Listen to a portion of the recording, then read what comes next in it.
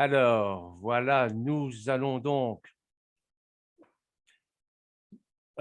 tirer notre enseignement de la paracha, une partie de la paracha de Noach, bien sûr, c'est lié, et nous allons essayer de voir ce que cette paracha, comment cette paracha nous parle encore aujourd'hui.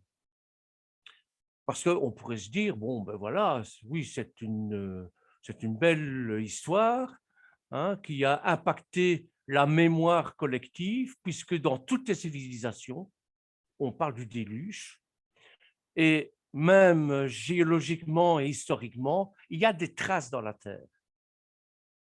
Donc, c'est du passé, maintenant on est passé à autre chose. Eh bien, pas du tout, pas du tout. Et pour ça, nous allons prendre un texte qui est assez révélateur de ça. C'est, je vais vous demander de prendre vos Bibles à la Brita d'achat, donc aux évangiles, l'évangile de Luc, chapitre 17, versets 26 à 37.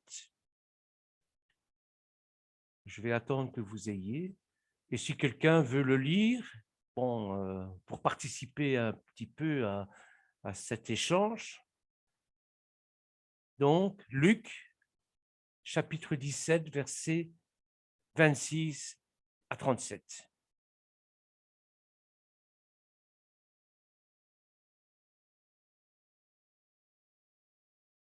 Il y a quelqu'un qui l'a?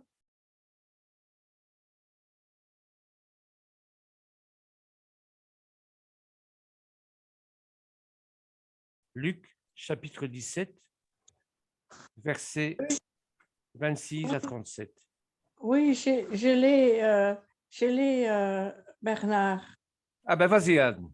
Vas-y. Merci. Ouais. Ce qui arriva du temps de Noé arrivera de même au jour du Fils de l'homme. Les hommes mangeaient, buvaient, se mariaient et mariaient leurs enfants jusqu'au jour où Noé entra dans l'arche, le déluge vint et les fit tout périr. Ce qui arriva du temps de Lot arrivera pareillement. Les hommes mangeaient, buvaient, achetaient, vendaient, plantaient, bâtissaient.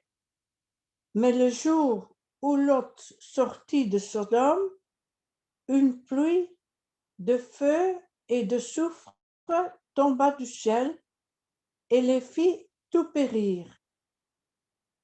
Il en sera de même le jour où le Fils de l'homme paraîtra. En ce jour-là, que celui qui sera sur le toit et qui aura ses effets dans la maison ne descende pas pour les prendre, et que celui qui sera dans les champs ne retourne pas non plus en arrière. Souvenez-vous de la femme de Lot. Celui qui cherchera à sauver sa vie la perdra, et celui qui la perdra la retrouvera. Je vous le dis, en cette nuit-là, de deux personnes qui seront dans un même lit, l'une sera prise et l'autre laissée. De deux femmes qui moudront ensemble, l'une sera prise et l'autre laissée. De deux hommes qui seront dans un champ, l'un sera prise et l'autre sera laissé. Les disciples lui dirent: Où sera ce Seigneur? Et il répondit: Où sera le corps? Là s'assembleront les aigles. Amen. Amen. Donc voilà le, Nous croyons qu'il ne faut pas croire que l'histoire de Noé est révolue, est passée, est terminée. Bon, ben, c'est une belle histoire, maintenant on est passé à autre chose, comme je le disais. Non, pas du tout. La Bible est un livre hors du temps et par conséquent prophétique. Et le Seigneur nous le rappelle. C'est-à-dire que ce qui va se passer, ce qui s'est passé au temps de Noé, eh bien, ça se passera au moment où le Seigneur reviendra. Pour tout mettre dans le contexte, hein, les disciples sont avec Yeshua et lui demandent, tiens, quand est-ce que tu reviendras? C'est au verset un peu plus haut, au verset 25, et il leur dit, mais vous n'avez pas à savoir quand je reviendrai. Hein. Personne ne peut dire, même pas moi, quand je reviendrai, ce sera la décision de mon Père. Mais quand je reviendrai, eh bien, vous allez vivre une vie normale, il n'y aura pas de signe particulier. Et ce qui est écrit, ce qui a été écrit sur ce qui s'est passé du temps de Noé, eh bien, ça nous concerne encore aujourd'hui. C'est-à-dire qu'on va mener une vie normale, une vie dans ce monde, et tout à coup, le Seigneur, on nous dira que le Seigneur est là, que le Seigneur, il se manifestera, bien sûr. Alors, il faut se rendre compte que ce qu'est notre monde, ce que ce monde est devenu. Et c'est quand même étrange que ce monde, je vais prendre un terme de la Bible, un terme de la Genèse, de Bereshit, ce monde est complètement maboul. Maboul en hébreu, ça veut dire complètement fou. Comme au temps de Noé. Au temps de Noé, le monde était complètement dans le chaos. Hein, il y avait l'inversion des valeurs. Hein. La preuve en est, c'est que les fils de Noé vont abuser de leur père. Hein. La preuve en est, c'est que toutes sortes d'atrocités existaient dans le temps de Noé, comme il existe maintenant. Il suffit de jeter un petit coup d'œil par la fenêtre, hein, et qu'est-ce qu'on voit? On fête la mort, on fête les squelettes, on fête tout un tas de trucs. On va vous dire, ouais, mais c'est pour rire, c'est pour avoir des bonbons. Oui, mais on fait entrer le paganisme dans nos croyances. On n'a pas à faire ça. Il est bien stipulé dans la Bible qu'on ne doit pas avoir de contact avec l'autre monde, le monde des morts. Et malgré ça, on n'écoute pas et on fait tout et n'importe quoi. L'inversion des valeurs. Au lieu de célébrer la vie, on célèbre la mort. Et on s'invente une vie après la mort aussi. Donc, ce monde qui est complètement maboule ressemble étrangement à celui du monde de Noé, du temps de Noé. Et c'est important puisque Yeshua lui-même fait référence. Si ça n'avait pas été important, ben, la Brit Hadasha n'en aurait pas parlé. Il n'y a pas que lui qui va le dire, hein, dans d'autres versets aussi. Et mardi dernier, on avait parlé du comment le monde avait été créé par la parole, souvenez-vous. Cette parole qui était l'expression de la pensée divine. La conséquence était la création par la parole. Et comme nous sommes créés à l'image de Dieu, nous pouvons créer comme l'Éternel aussi, par la parole, avec un décalage, bien sûr. Quand je dis par la parole, c'est-à-dire avec la pensée, une parole qui est l'expression de cette pensée et l'agir, l'action. Et bien sûr, comme nous pouvions créer comme Dieu, puisque nous sommes créés à son image, eh bien, ça nous a monté à la tête, comme on dit. Et on s'est vite pris pour des dieux. Et la conséquence de ça, c'est quoi? Eh bien, c'est ce qui s'est passé au temps de Noach, la confusion.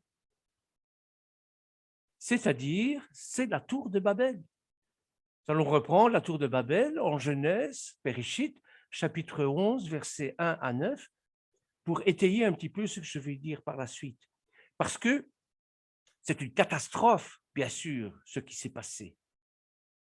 Mais il y a eu aussi un rétablissement de toutes choses, de la parole unique, de la parole d'avant la chute, hein, de la parole du moment de Noach, mais avant la tour de Babel. Hein, et il y a eu une restauration de ça. C'est pour vous dire à quel point la parole est excessivement importante. Alors, on va prendre donc Genèse, chapitre 11, versets 1 à 9. Ça va, je ne vais pas trop vite? Non, ça va. Oui, Bernard, je l'ai. Donc, chapitre 11, versets 1 à 9. C'est l'histoire de la tour de Babel, en quelque sorte. Je peux le lire? Oui, Anne, mais tu l'as déjà lu. Oui, j'ai déjà lu, oui. Hein, c'est quelqu'un d'autre, pour ne pas que ce soit toujours les mêmes.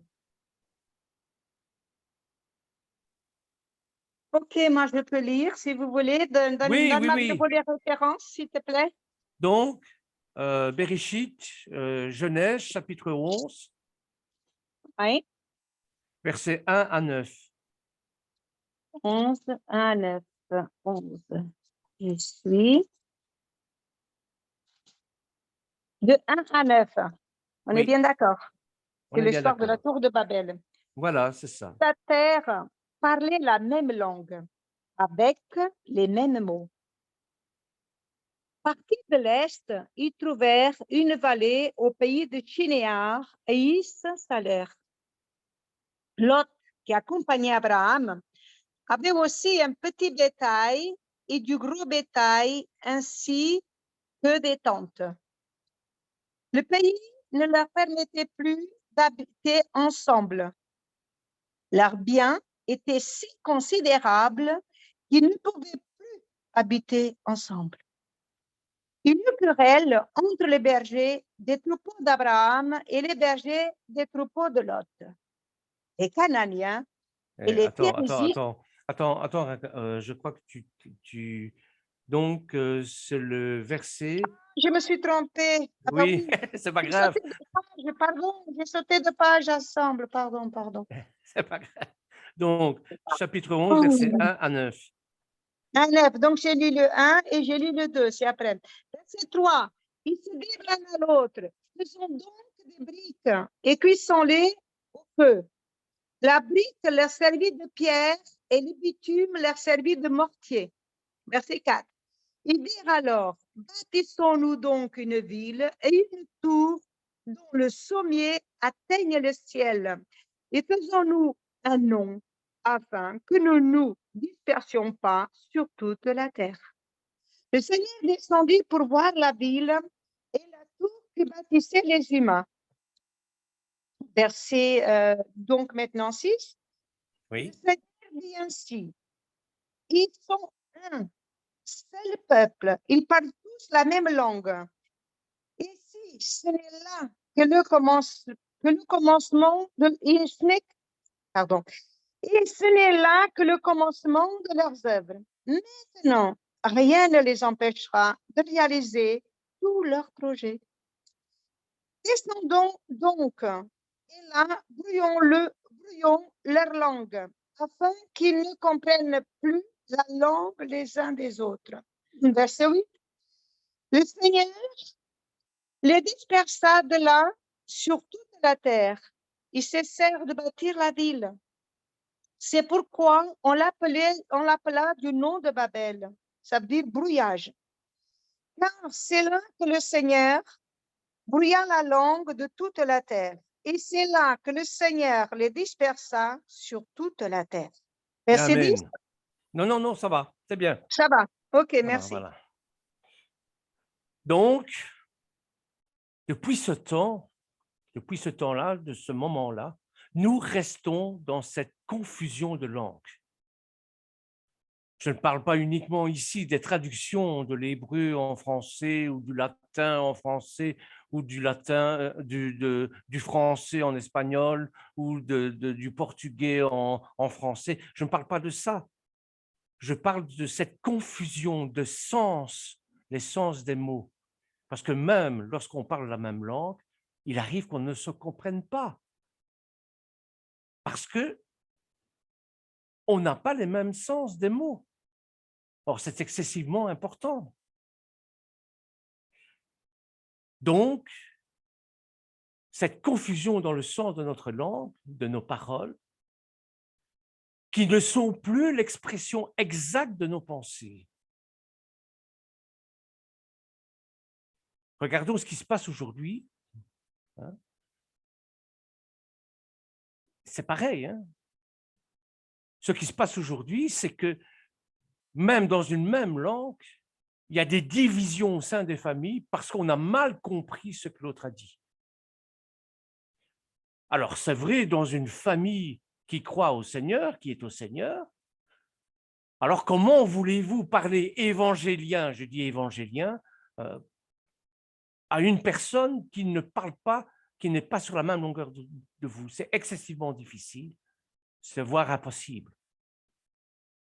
Aller parler du Seigneur, de l'Éternel, de Dieu à un athée, il ne va pas vous comprendre. Et la communication va être très difficile. Je ne veux pas dire par là qu'il ne faut pas en parler, bien sûr. Qu'est-ce qui se passe en réalité? Eh bien, il se passe qu'il y a une grande différence. Une grande différence entre ce que je pense, ce que je veux dire, ce que je crois dire, ce que je dis.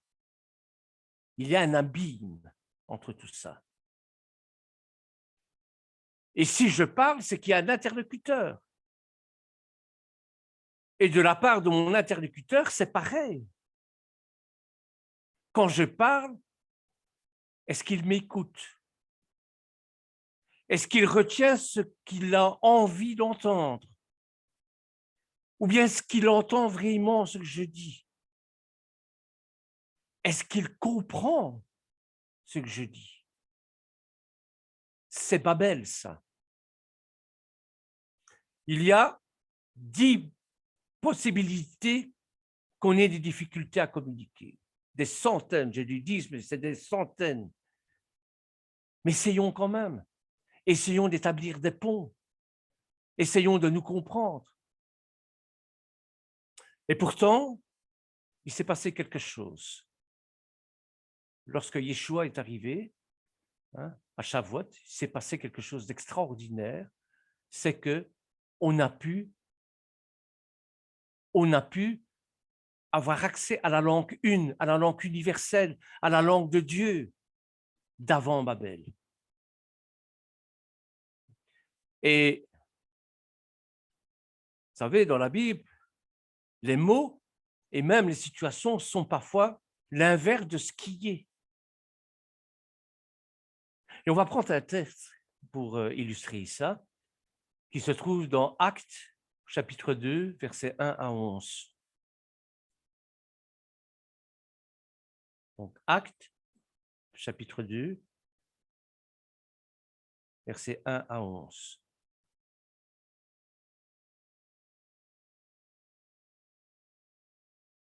Qui veut le lire?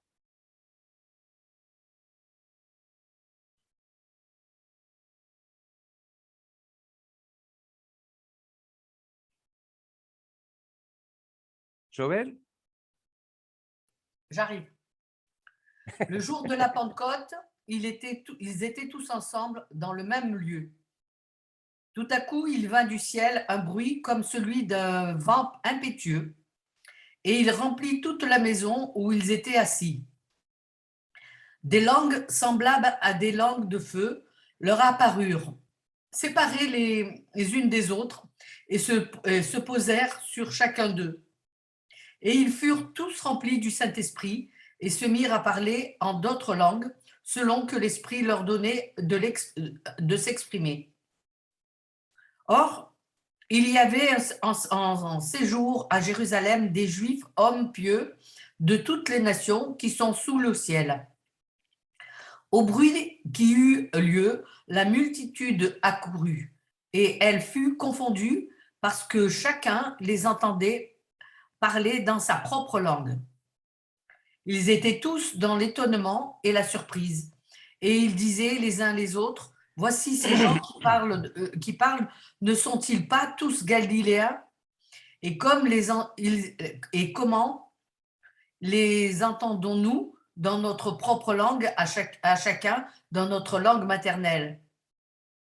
Partès, Médès et Élamites, ceux qui habitent là, Mésopotamie, la Judée, la Cappadoce, le pont l'Asie, le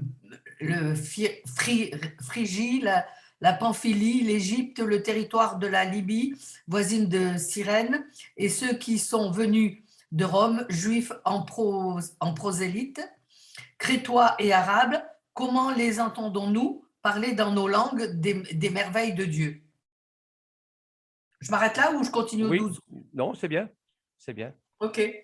Donc voilà, vous voyez qu'il y a quelque chose d'extraordinaire qui s'est passé à Shavuot, à la Pentecôte, c'est que la langue de Babel, la langue unique qui était perdue, eh bien, l'Esprit l'a restaurée. Et de toute évidence, la Pentecôte, pour moi, c'est l'inversion de Babel. Ce qui a été perdu aux origines se retrouve maintenant. Et le rêve de communication parfaite entre les hommes va enfin se réaliser. Avec cependant une différence notable. L'origine utopique est imaginée comme une belle uniformité antérieure à toute division.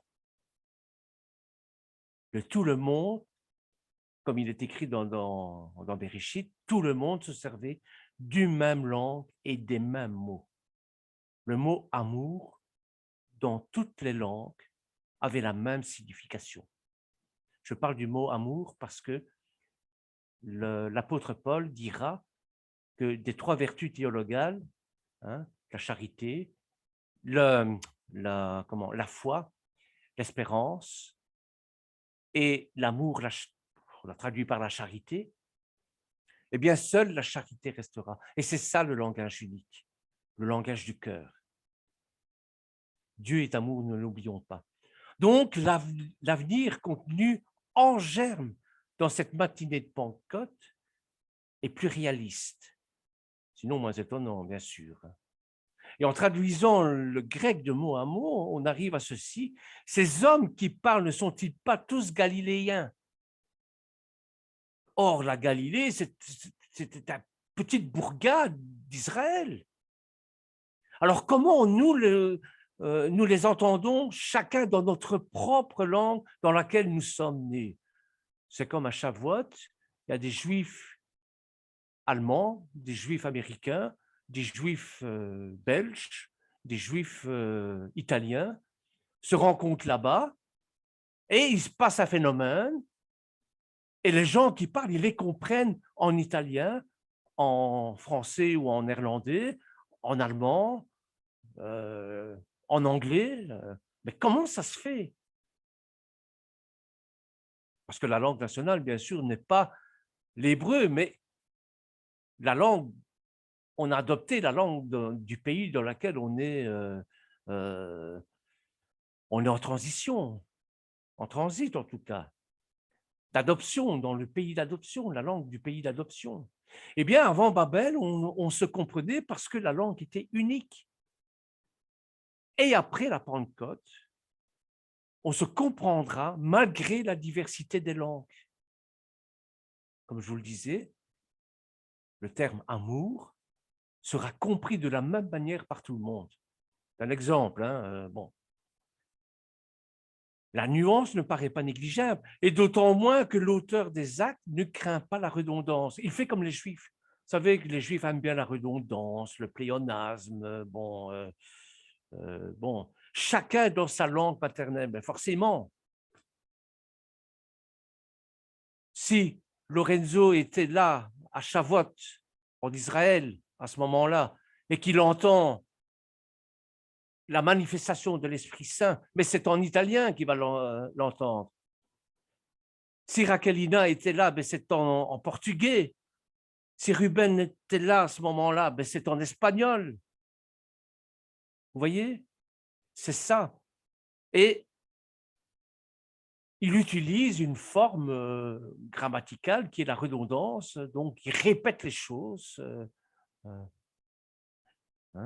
Et donc, il se trouve que le grec a préféré, avec un petit brin de maladresse quand même, de mettre les points sur les i, comme pour faire sentir sa stupéfaction, comme les Juifs font. Les Juifs utilisent tout le temps cette redondance-là. Par exemple, Bayonner, Adoma, il est mort. Et forcément, si Adonai parle, il dit les choses. C'est une sorte de redondance. C'est pour attirer notre attention. Donc, chacun sa langue. Et ça marche. Comment nous les entendons, chacun dans notre propre langue dans laquelle nous sommes nés?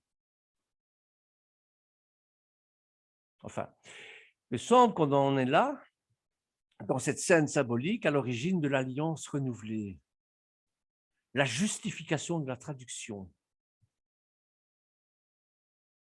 Mieux encore, l'affirmation que chacun de toutes les nations qui sont sous le ciel, il nous est dit, ne peut entendre la bonne nouvelle, ne peut s'entendre avec ses frères que dans sa propre langue, celle dans laquelle il est né de nouveau. Je fais une redondance.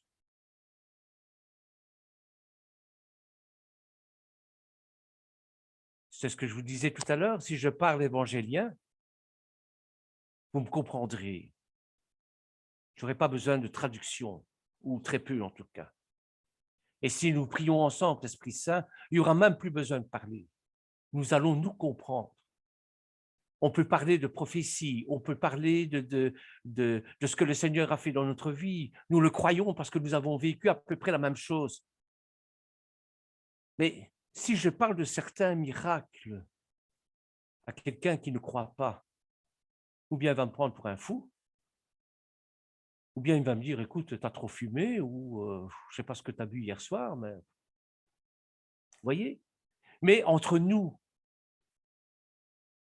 on se comprend parce que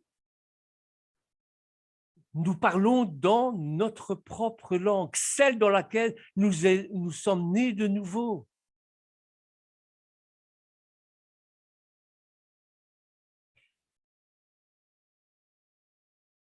Est-il nécessaire d'ajouter que c'est la logique même de l'incarnation? En Yeshua, Dieu s'incarne dans un homme, mais pas un homme intemporel avec un grand H, mais dans un juif colonisé par les Romains, parlant l'araméen, de même que ses ancêtres parlaient l'hébreu, non pas pour faire de l'hébreu, ou de l'araméen, ou du grec, ou du latin, pour parler de ces langues sacrées en quelque sorte, mais pour parler la divine langue universelle d'avant Babel, pour faire l'expérience de Dieu dans sa propre langue où il est né. Yeshua est né dans la langue de Dieu, avec la langue de Dieu. Que ce soit l'hébreu, le latin, ça n'a pas d'importance. La langue de Dieu, ce n'est pas ça. Ce n'est pas parce que je connais 2 mots de grec ou 2 mots de latin ou 2 mots d'hébreu que je serai sauvé. Mais si un latin ou un grec ou un espagnol me parle d'amour, et si je suis sur la même longueur d'onde au niveau langage que lui, je vais le comprendre. Je vais ressentir la même chose que lui. Vous comprenez? Donc, Dieu nous invite à en faire autant, chacun dans notre propre langue maternelle. La langue est l'expression de la pensée, comme je vous le disais. Et si vous avez la pensée de l'amour de Dieu, eh bien, votre langue maternelle reflètera cet amour.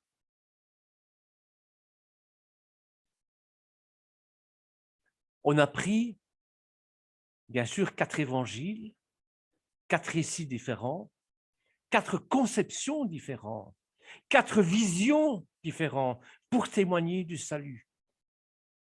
Parce que nous sommes toujours dans ce climat de Babel. Et l'évangile, la Brit Hadasha de Yohanan, de Jean, sera plus mystique.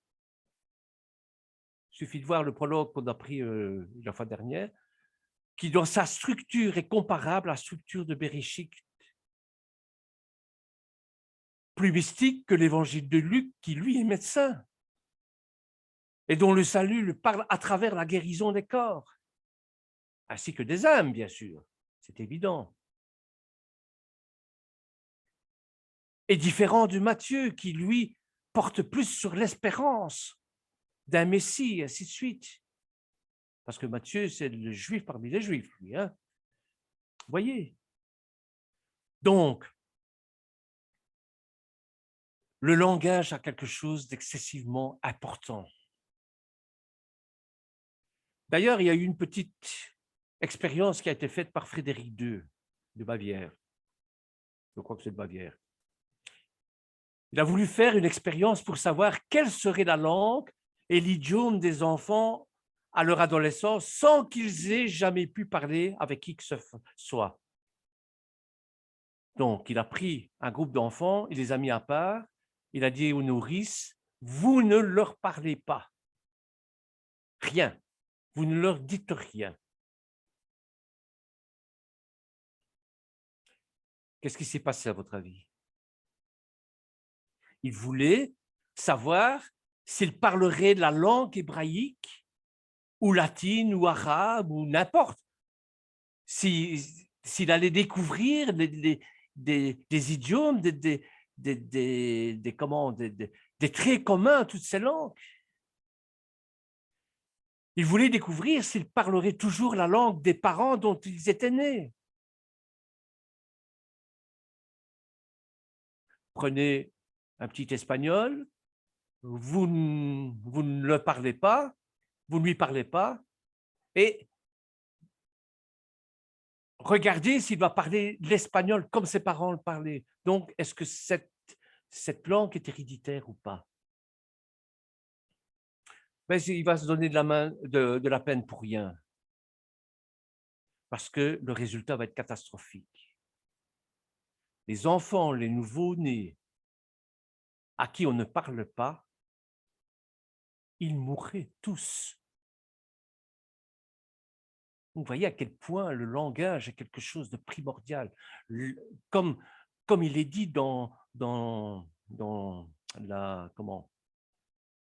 Jean, hein, c'était la vie, c'est la vie. La parole, c'est la vie. Alors, j'en viens, bien sûr, à quelque chose d'extraordinaire qui s'est passé à la Pentecôte, à ce moment-là. Ce langage qui est la vie. Eh bien, nous en venons, bien sûr, au parler en langue. Est-ce que le parler en langue existe ou bien c'est un parler en l'air? Eh bien, dans la Bible, Yeshua se réfère au parler en langue, qu'on appelle la glosalie. Et parfois, il s'en réfère comme une pratique païenne. Voici la véritable traduction de Matthieu, chapitre 6, verset 7. C'est comme ça que je l'ai traduit en tout cas. Donc, Matthieu, chapitre 6, verset 7.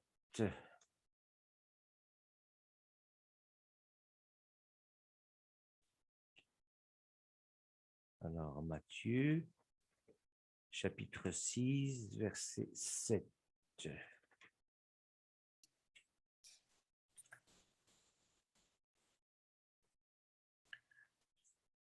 Voici ce qu'il nous est dit.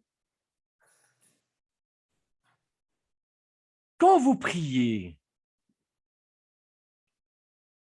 ne rabâchez pas sans cesse les mêmes paroles comme le font les païens, qui pensent que Dieu les entendra mieux s'ils parlent beaucoup. Ne soyez pas comme eux, car Dieu, votre Père, sait de quoi vous avez besoin avant que vous le lui demandiez. Vous donc priez de cette manière, notre Père qui est au ciel, etc. Donc, moi j'ai traduit le mot batologeo en grec, qui veut dire, et ça les néerlandophones comprendront certainement mieux, qui veut dire babeler. Babeler. Ça veut dire quoi, Anne, babeler, en néerlandais? Wat betekent babbelen? C'est quelqu'un qui parle beaucoup ou qui parle sans cesse. C'est ça, c'est quelqu'un qui parle beaucoup, sans cesse, pour ne rien dire parfois. Le babillage. Typiquement des femmes, hein, ça, le babillage. C'est faux. Je savais faux. qu'elle allait réagir. C'est faux. J'en connais qui parlent beaucoup. Ah oui? Des messieurs. Ah bon? Oui. C'est vrai? Il y en a un devant moi là. Ah bon? D'accord. OK. Donc voilà.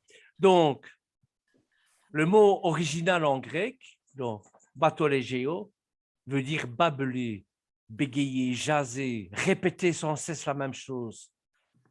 Utiliser de nombreux mots inutiles pour dire les choses. Et dans le grec ancien, Platon fait référence à un discours extatique qui est inintelligible. Mais lui, il fait référence à la glosalie qui est apparue dans la religion à mystère, comme la religion de Dionysos, comme la religion d'Éleusis, orphique aussi. Toutes ces religions païennes, hein, qui s'entretenaient avec soi-disant les dieux qu'ils avaient inventés, mais d'une manière inintelligible, comme ça, il n'y a personne qui pouvait comprendre, donc on pouvait tromper le peuple comme on pouvait. Ainsi que dans les anciens mythes, hein, dans les anciens cultes, comme Mitra et Osiris, les Sibylles, par exemple, les Pythies, étaient également connus pour leur pratique de la glosalie et de paroles extatiques en état de transe induite. On voit ça encore en Afrique, on voit ça encore en Australie, on voit encore ça dans d'autres peuplades. Et parmi les pratiques du chamanisme, on trouve également de phénomènes de glosalie, ainsi que dans des traditions magiques, telles que certaines phrases et mots des papyrus magiques grecs et énochiens, qui est la langue des sorciers. Donc attention, frères et sœurs, lorsque certains vous disent qu'ils parlent en langue, méfiance. Je ne dis pas que ça n'existe pas, puisque c'est un don de l'esprit. Mais méfiance. La première fois que j'ai entendu ça, j'étais avec un de mes amis, et c'était pour contrecarrer un petit peu les pentecôtistes protestants. Et il me dit, écoute, il y a le cardinal Sunens, oui, je crois que c'est Sunens, enfin je ne sais plus, un cardinal, qui remet au goût du jour la doctrine de l'Esprit Saint. Est-ce que tu viens avec moi? On va voir un petit peu ce que c'est. Donc, c'est l'Église catholique qui voulait concurrencer en quelque sorte les pentecôtistes dont leur cheval de bataille, c'est le parler en langue. Je dis, bah oui, pourquoi pas. Et nous sommes allés dans cette assemblée chrétienne, le renouveau charismatique, ils appellent ça.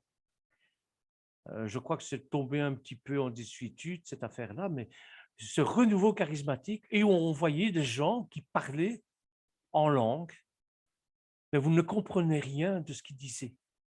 Et il y avait une de ces cacophonies dans cette assemblée chrétienne qui nous a mis même mal à l'aise.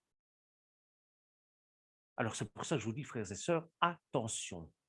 D'abord, cette glosalie, se parler en langue, c'est entre Dieu et vous.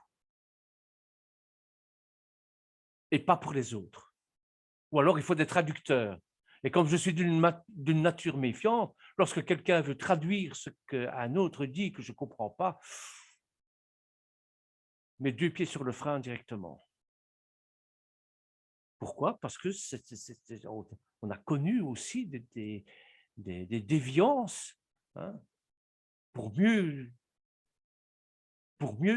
diriger les masses, pour mieux manipuler les masses. Donc, c'est une pratique très répandue dans les églises chrétiennes aujourd'hui. Et l'apôtre Paul traite ce sujet, et aussi plus généralement des dons de l'esprit. Vous verrez ça dans le chapitre 12, 13 et 14 hein, de sa lettre aux Corinthiens, bien sûr. Chapitre 12 commence de la manière suivante, d'ailleurs. Pour ce qui concerne le don spirituel, je ne veux pas, frère, que vous soyez dans l'ignorance. Donc, il ne dit pas que c'est faux. C'est un don de l'esprit.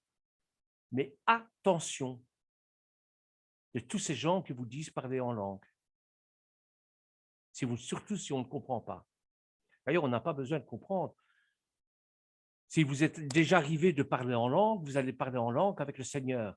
Parce que c'est un dialogue entre vous et l'Éternel. Et le but de ça, c'est quoi? C'est que Satan, l'ennemi, ne puisse pas entendre ce que vous dites. Parce que lui ne comprendra pas ce que vous dites. Mais ce n'est pas le... C'est pas ça. C'est pas ça le parler en langue. Donc, 1 Corinthiens, chapitre 12, verset 1, nous dit ceci.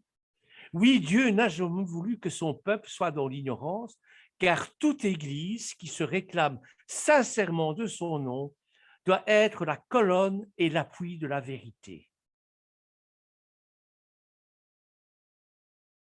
C'est dans 1 Timothée, versets 3 à 15.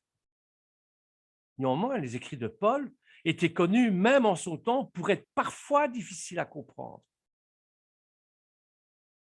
Vous savez, les Juifs, ils ont difficile à s'exprimer, à se faire comprendre en tout cas. On en revient toujours à Babel. En 2 Pierre, chapitre 3, versets 15 à 16, il nous est dit « Ce sujet demeure de ce fait l'un des plus débattus et des plus complexes pour la plupart des chrétiens d'aujourd'hui. » Parce que c'est très difficile de saisir le parler en langue.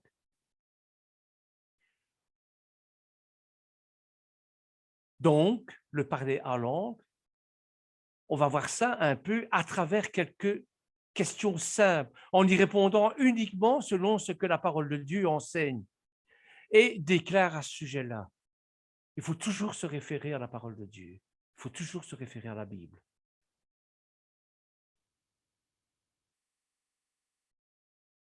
Donc, d'abord, la première question à se poser, c'est qui distribue les dons spirituels? Le parler en langue est-il la preuve que l'on a reçu le Saint-Esprit et qu'on est né de nouveau?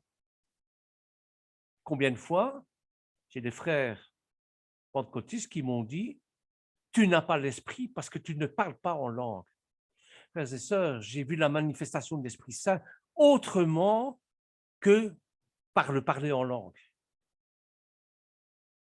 C'est une des caractéristiques, oui, je ne le nie pas, mais ce n'est pas la caractéristique principale. Quelle importance occupe le don des langues dans l'Église, dans les Kehilot? Deuxième question. Est-il possible que tous les membres d'une Kehila parlent en langue, comme chez les pentecôtistes? Troisième question, quatrième question. Quelle est donc la véritable preuve de la nouvelle naissance selon la Bible? Et dans ce cas-ci, proprement dit, du parler en langue. Existe-t-il des exemples bibliques de la manifestation du don des langues? Oui, il y en a. D'où vient le don de parler en langue et quelle est son utilité?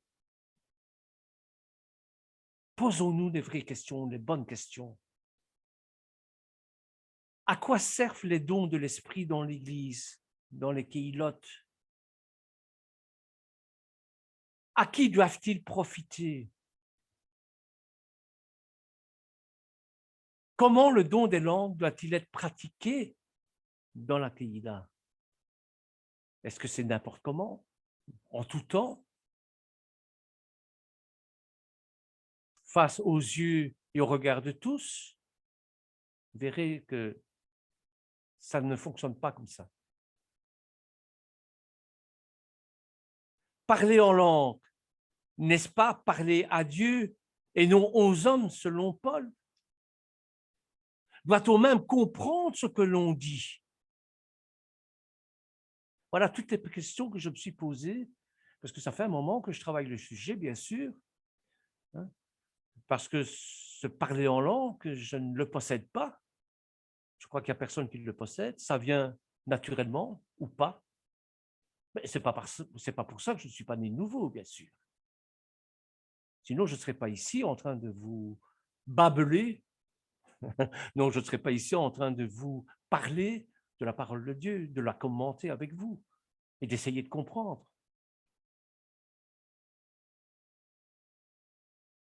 Alors, comment parler secrètement à Dieu? Lui rendre d'excellentes actions de grâce. Comment Paul considère-t-il le fait de parler une langue inconnue et incompréhensible dans les églises, dans les Kehilot? Et pourquoi Paul disait-il parler en langue plus que tout? Parce qu'il nous conseille de rechercher le parler en langue. Et quel don Paul considère-t-il préférable au don des langues? Eh bien, qui distribue les dons spirituels? Voyons ce que dit la parole de Dieu à ce niveau-là. Et pour ça, il faut prendre 1 Corinthiens, chapitre 12, versets 4 à 11. Vous voulez le prendre avec moi? Si quelqu'un est là. Ma petite sœur Marguerite, peut-être. 1 Corinthiens, chapitre 12, versets 4 à 11. 1 Corinthiens 12, 14. 12, 4. Ah, shalom, pasteur Jean-Baptiste. Oui, shalom. Donc, 1 Corinthiens, chapitre 12, versets 4 et 11.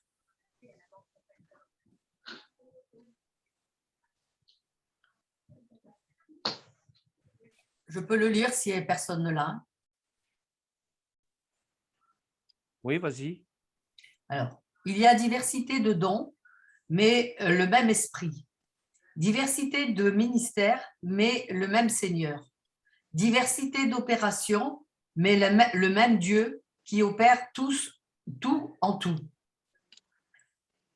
Or, chacun, la manifestation de l'esprit est donnée pour l'unité commune.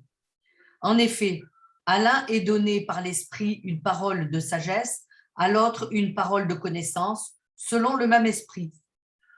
À un autre la foi par le même esprit, à un autre le don de guérison par le même esprit, à un autre le don d'opérer des miracles, à un autre la prophétie, à un autre le discernement des esprits, à un autre la diversité des langues, à un autre l'interprétation des langues.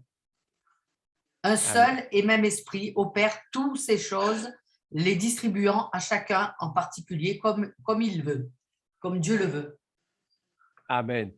Donc, nous voyons ici la première question à laquelle on a répondu, c'est que les dons spirituels sont distribués par la Roi Kodesh, par le Saint-Esprit.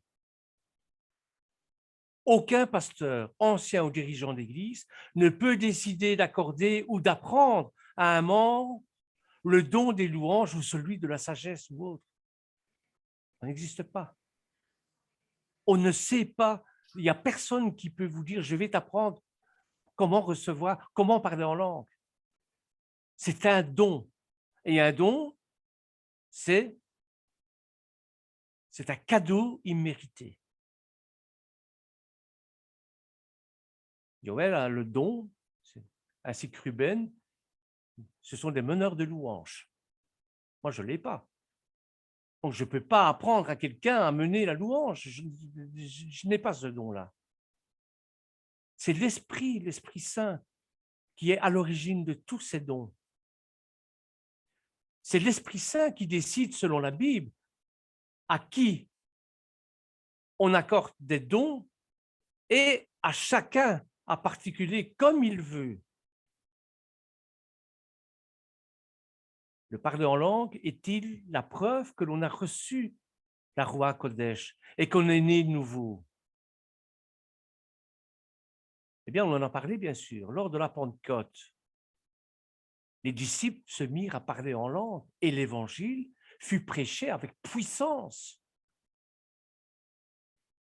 Lorsque vous entamez un ministère d'évangélisation, demandez justement le concours de l'Esprit Saint pour prêcher avec puissance cet évangile. Et que vous soyez italien, que vous soyez romain, que vous soyez portugais, espagnol, grec, etc., ça n'a pas d'importance. Écoutez notre rabbin, notre pasteur évangéliser lorsqu'il implore l'Esprit Saint de venir à lui et puis qu'il évangélise. Il ne parle pas bien français, mais ce n'est pas grave. C'est avec puissance. C'est un exemple à suivre, ça. Donc, toujours prier l'Esprit Saint. Enfin, prier l'Éternel qui vous donne l'Esprit Saint. Attention, ne faites pas dire ce que je ne pense pas. Donc, et suite à la Pentecôte, 3000 âmes se convertirent et reçurent la Roi Kodesh. Vous vous rendez compte? Pierre leur dit, repentez-vous et que chacun de vous soit baptisé au nom de Yeshua Mashiach pour le pardon de vos péchés et vous recevrez le don de l'Esprit. Ceux qui acceptèrent sa parole furent baptisés et en ce jour-là, le nombre de disciples augmenta d'environ 3000 âmes. Ils persévéraient dans l'enseignement des apôtres, dans la communion fraternelle, dans la fraction du pain et dans la prière. C'est dans Actes, chapitre 2, verset 38, verset 41, verset 42. Donc, lors de certaines conversions, la réception de la Roi Kodesh fut suivie par une manifestation du don des langues. Il existe 2 récits bibliques qui en témoignent. C'est dans Actes, chapitre 10, versets 44 à 46, et dans Actes au chapitre 19, verset 6. Et si les 3000 personnes s'étaient aussi mises à parler en langue à la Pentecôte, suite à leur conversion, il serait impossible d'imaginer qu'un tel événement puisse passer inaperçu lorsque l'auteur des Actes a écrit son livre. Pourtant, il est intéressant de noter ceci. C'est que ici, la Bible n'indique nulle part qu'une telle chose se soit produite lors de la conversion de ces 3000 âmes. Mais la raison, c'est simple. Hein? En effet, à l'un est donné par l'Esprit une parole de sagesse, comme notre sœur vient de le souligner À un autre, une parole de connaissance, selon le même esprit. À un autre, la foi par le même esprit. À un autre, le don de guérison par le même esprit. À un autre, le don d'opérer des miracles par le même esprit. Et à un autre, la prophétie. À un autre, le discernement des esprits. Il y a un autre, la diversité des langues, l'interprétation des langues. 1 Corinthiens, chapitre 12, versets 8 à 10. Dire que le parler en langue est le signe distinctif de la nouvelle naissance signifierait que tout les Talmudim Shel Yeshua, ou tous les chrétiens, devraient parler en langue. Or, la parole de Dieu est très claire. Dans cette liste non exhaustive des dons d'esprit, Paul explique que la distribution des dons se fait selon le bon plaisir de l'Esprit Saint et que tous n'ont pas eu le ou les mêmes dons.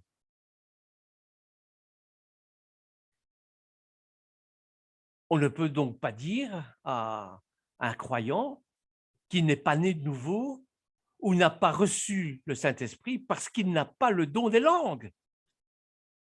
Comprenez? Je n'ai pas le don de prophétie, c'est pas pour ça que je ne suis pas né nouveau.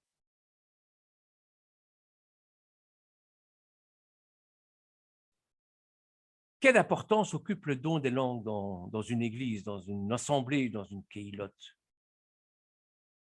Eh bien, il y a une certaine controverse avait visiblement pris naissance dans l'église de Corinthe, au sujet justement du don des langues. Et ce don était élevé à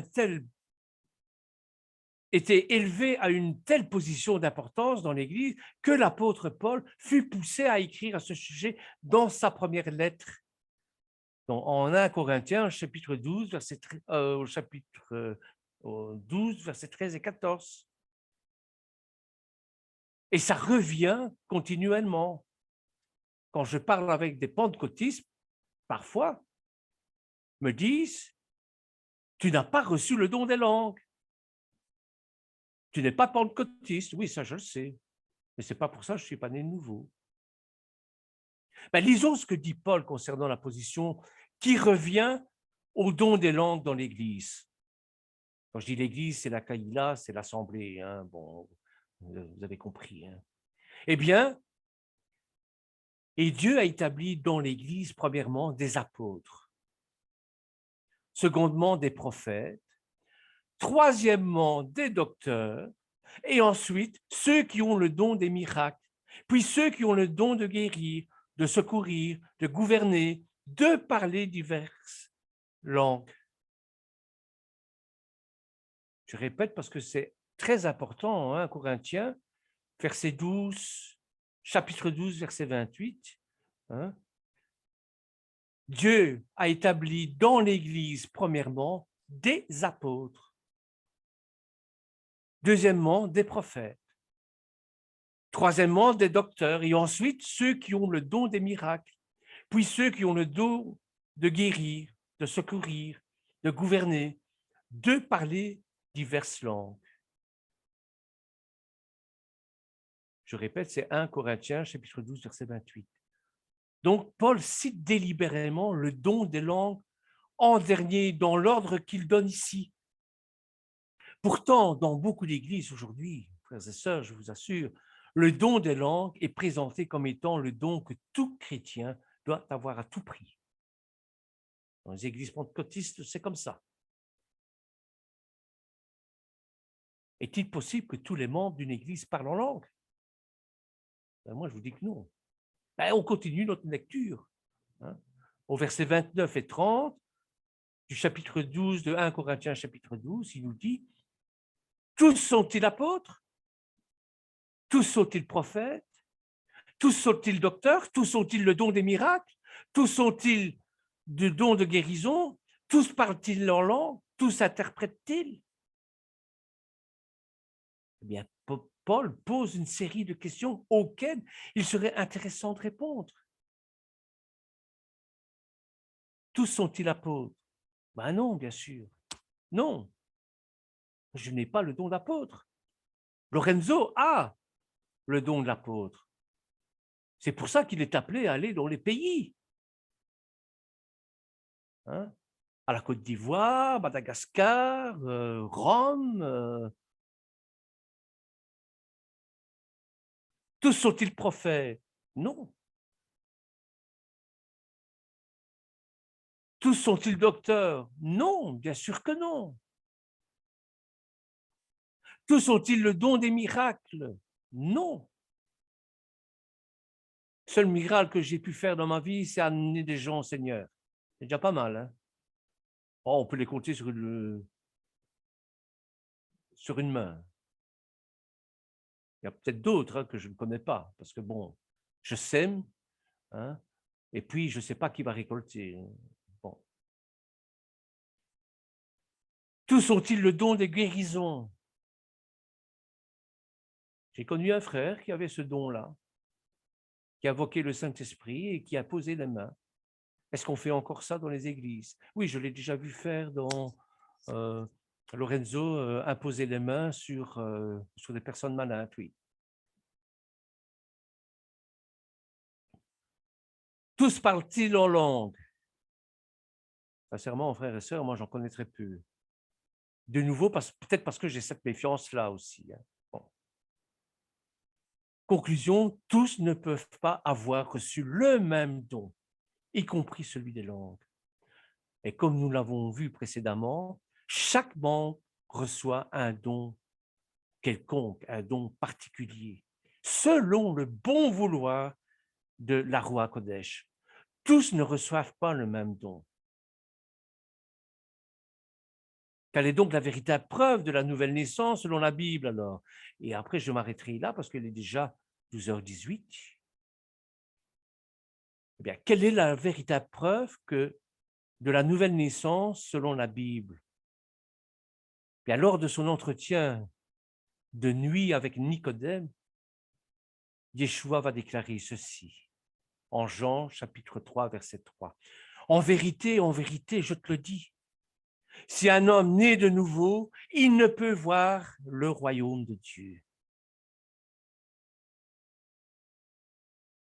Et moi je dis, le voir c'est bien, mais y entrer c'est encore mieux. Et Nicodème demande alors à Yeshua, comment une telle chose pouvait-elle bien se produire physiquement? Verset 4, Jean chapitre 3, verset 4. Déjà, lui qui est lévite, qui est un sacrificateur, qui sait très bien que quand le Kohen Gadol entre dans le Saint des Saints, qu'il y a quelque chose de mystérieux qui se passe là-bas, et qu'il en revient épuré, qu'il en revient né de nouveau, c'est ça la nouvelle naissance. Comment est-ce qu'il peut avoir cette attitude-là face au Seigneur? Lui, plus que n'importe qui, devait savoir ce qui se passe là-bas, dans le Saint des Saints, parce qu'il est lévite, parce que c'est sa mission. Bien, la réponse à sa question se trouve dans la parole de Yeshua au verset 8, qui déclare que bien que les effets de la nouvelle naissance sont visibles à l'œil nu, la nouvelle naissance, elle, est invisible. Tout comme le vent, qui étant invisible, produit des effets visibles. Vous voyez le vent. Et quand il y a une tempête, vous le voyez, hein, vous le sentez. Vous le voyez à quoi? Aux arbres, au toit des maisons qui s'envolent. Le vent souffle où il veut, et tu en entends le bruit, mais tu ne sais pas d'où il vient, ni où il va. Il est ainsi de tout homme qui est né de l'Esprit. Jean chapitre 3, verset 8. Alors, quels sont les effets visibles qui découlent de cette nouvelle naissance? Invisibles. Eh bien, nous trouverons un début de réponse au verset 5 à 7, où Yeshua oppose la chair et l'esprit. Yeshua répondit, en vérité, je te le dis, si un homme ne naît d'eau et d'esprit, il ne peut entrer dans le royaume de Dieu. Tout à l'heure, on parlait de voir le royaume de Dieu. Mais ici, il faut y entrer. Ce qui est né de la chair est chair, ce qui est né de l'esprit est esprit. Ne t'étonne pas que je t'ai dit, il faut que vous naissiez de nouveau. C'est dans Jean, chapitre 3, versets 5 à 7. Alors voilà, frères et sœurs, pour résumer un petit peu mon babelage, eh bien, nous sommes dans une période qui ressemble étrangement, excessivement, la même que celle de Noach. Avec l'inversion des valeurs, avec cette parole dont nous avons perdu le sens, au point même qu'on ne se comprend plus, même si on parle dans un même langage, et cette parole perdue qui est Babel, cette parole de confusion, eh bien, elle sera rendue unie lors de la Pentecôte. Et là-dessus, bon, j'ai pris comme exemple le parler en langue. J'espère avoir été assez clair en tout cas. Merci de m'avoir écouté. Que l'Éternel vous bénisse. Et j'espère que c'est les paroles de l'Éternel qui ont été mises dans ma bouche, que vous puissiez prendre un peu de nourriture spirituelle grâce à ça. Je vous souhaite un bon après-midi, en tout cas, sous le soleil de l'Éternel. Amen. Amen. Amen, amen. Amen, Merci, amen. Bernard. Merci, c'est Merci, bien. Bernard. Amen. Merci, Bernard. Amen. Voilà, n'hésitez pas, lorsque ce sera retransmis sur YouTube, vous avez un endroit où vous pouvez mettre vos commentaires, vous pouvez enrichir ce que j'ai dit, ou même dire, écoute, je ne suis pas d'accord avec toi, parce que bah, voilà. Donc, c'est un espace de discussion aussi, et c'est important pour moi, parce que je lis souvent ça, pour pouvoir améliorer mon enseignement, mon Amen. message que j'ai à donner. Merci beaucoup. Merci bien. À ce soir. À ce soir. Merci, Yo-Yo, tu es là? Bernard. Oui, vous m'entendez? Ah, Moi, je Ruben, t'entends. Ruben, tu as quelque Oui, chose? Ruben, on t'entend. Shalom, shalom, Marguerite. Alors, Merci beaucoup, Bernard. C'était un très, très, très bon enseignement. Vous nous avez promené pendant quelques passages bibliques qui vraiment nous éclairent un peu plus, parce qu'on est en chemin d'éclairer tout. Voilà, c'est tout ce qu'on a appris pendant notre période, comme on dit, dans le christianisme, ou ce qu'on a appris. Parce que c'est vrai que parfois on fait dans notre tête des idées qui sont vraiment fixées, ce sont dogmes, qu'on appelle en espagnol, mais je ne sais pas en français si c'est la même chose. Et ça, c'est la bataille à chaque fois de nos vies. Et c'est chaque bataille qu'on a vécu. Je pense que chacun de nous, on a vécu par rapport à ce qu'on a appris. Et après qu'on est revenu, on a fait Teshuvah, on a Amen. retourné à ce schéma. On a dû batailler, lutter avec cette pensée, et on continue à lutter parce qu'il y a beaucoup de choses qui sont de notre tête. Mais la parole, je dis toujours, la parole nous amène, nous éclaire vraiment, sans besoin de quelqu'un qui... Il faut juste lire, il faut juste étudier, approfondir un peu et lier les choses. Parce que si, par exemple, on dit parce que l'esprit va nous faire prophétiser. Alors, à l'époque, qu'est-ce que veut dire prophétiser? Qu'est-ce que les apôtres voulaient dire par rapport à prophétiser, à donner des prophéties? Il faut aller directement à la source qu'eux-mêmes utilisaient pour prophétiser. Mais c'est simplement qu'ils faisaient le travail que le prophète avait fait. Amen. C'est juste ça. Ce qui faisait le prophète. Quel était le message central du prophète? Amen. Que le peuple, son peuple, fait Teshuvah. C'est toujours le même message. Toujours le même message. Repentez-vous. Répétez-vous. Retournez. parce que vous allez dans un chemin trompé. Alors retournez à quoi? À sa Torah, à sa parole. C'est Amen. ça. Alors, qu'est-ce qu'il disait le prophète par rapport à son esprit, à l'œuvre de son esprit? Le prophète l'explique. Le prophète Ézéchiel, en Ézéchiel chapitre 36 et 37, explique parfaitement l'œuvre de l'esprit. Amen. Et ça s'accomplit, cette œuvre, cette prophétie s'accomplit le jour, vous venez de parler, le jour de Pentecôte. Ouais. C'est ça, c'est juste ça. Il ne faut pas aller plus profondément au esprit. Il y a des choses qu'on veut aller, mais il faut prendre les choses simplement. Simplement. Parce qu'on fait les choses compliquées, on tourne. Vous voyez, on tourne, il y a beaucoup de chemins. Mais c'est pour cela qu'il faut rester toujours attaché à la parole. Et Amen. voilà, il y a beaucoup à parler par rapport à son esprit et tout ça. Mais finalement, à la base de tout, c'est qu'on doit prophétiser. Qu'est-ce qu'on doit faire?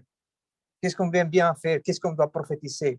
À parler des personnes qui fassent teshuva, qui font teshuva, qui reviennent à la Torah, qui reviennent à l'instruction. C'est ça prophétiser. Pour moi, c'est ça prophétiser. Oui, bien sûr. Bien sûr, c'est ça prophétiser. Et c'est ça l'œuvre de l'esprit. C'est ça que les disciples, ils ont pu comprendre finalement. Ah, voilà. Attends, quand son esprit, il va venir, il va faire l'œuvre. Qu'est-ce que c'est l'œuvre? Aller et prêcher les bonnes nouvelles. Voilà, amen. La même bonne nouvelle que les prophètes prêchaient tout le temps. C'est la même. Amen. Il n'y a rien qui a changé. C'est juste que l'œuvre de l'esprit, il y a beaucoup de façons. Comment il fasse, voilà, selon son esprit. Le don de science pour pouvoir parler, le don de langue pour pouvoir prêcher. Amen. Voilà, pour pouvoir évangéliser, voilà, faire le travail. Voilà, il y a beaucoup à dire, mais bon, oui, il n'y a bien pas sûr. de monotone. Mais c'est vrai, l'être humain est ainsi fait. Il y a un proverbe chez nous qui dit « Pourquoi faire simplement ce qu'on peut faire compliqué ?» Voilà. Mais c'est vrai, prophétiser, ce n'est pas non plus faire du Nostradamus, dire « Ah, dans 8 jours, il va y avoir un cataclysme, il va y avoir une guerre nucléaire. » C'est pas ça, prophétiser. C'est simplement, comme Ruben nous dit, c'est simplement expliquer la parole de Dieu et se rappeler ce que l'Éternel a dit. Voilà. Et que si on fait sa volonté, eh bien, la prophétie, c'est qu'on va avoir le salut. Si on ne fait pas sa volonté, eh bien, un tas de misère va nous arriver. Lorsqu'on a prophétisé que Jérusalem allait être détruite à cause du péché, mais c'est déjà dit dans la Torah. C'est déjà dit bien avant. On n'a pas dit, voilà, Jérusalem va être détruite. Non, elle va être détruite parce que vous ne vous repentez pas, parce que vous commettez les iniquités, parce que vous êtes… Mais ça a toujours été dit des centaines de milliers de fois, et encore maintenant. Et on continue à ne pas écouter, on continue à voilà. Merci Ruben, en tout cas, pour ton intervention. C'était très enrichissant. Merci beaucoup, Bernard, aussi. Et il y a Marguerite qui a levé les mains aussi, je pense. Je ne l'ai pas vu, je n'ai pas vu. Tu es là, ma sœur? Oui. Tu veux l'erreur avant ou après? Tu as inversé, en fait. Tu as dit pourquoi faire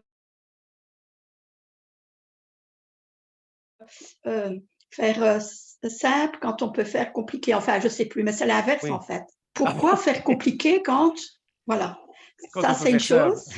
Et deuxièmement, oui, ce que je voulais partager aussi, merci Ruben, c'est que quand l'Éternel donne un don, ce n'est pas, c'est pour le partager, ce n'est pas pour le garder et ce n'est pas pour faire le gros coup. Amen. Ce n'est pas pour s'enorgueillir. Je pense que l'Éternel, lui, en fait, je pense que il va donner aux humbles. Alors, moi, je vis souvent ça. Je suis souvent troublée quand on félicite sans cesse, quand on frotte pas frotter la manche, mais quand on félicite de trop la personne, que Oui, ça soit le rabbin, que ça soit un frère, que ça soit n'importe qui, à toujours le féliciter, ça devient dangereux.